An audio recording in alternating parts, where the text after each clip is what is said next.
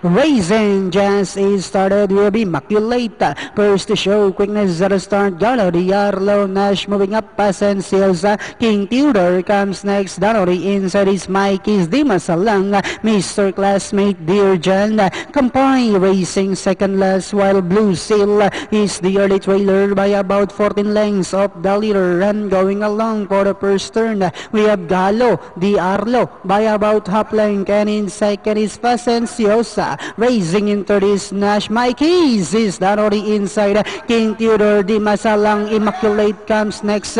Dear John, then next on lane Kampai, Mr. Classmate, while Blue Seal now running at the tail of the field. Back to the leader. We have Pasenciosa, Galo Di Arlo, Nash moving up now on the outside. Mikey's Di Masalang. Immaculate also moving up.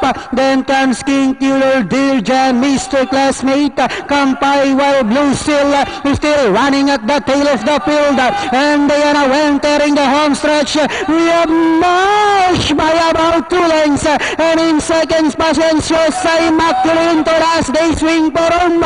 We have Nash now by about 3 lengths, followed by Pasenciosa, Immaculate in second. Last 75 meters we have Nash followed by Immaculate, and finally the program opener, Nash second, Immaculate, Dear John, Pasenciosa, then comes number 9, Di Masalang, and Mr. Classmate. Nash 543.1096 ang ating unofficial na datingan dyan. So it was Nash nga.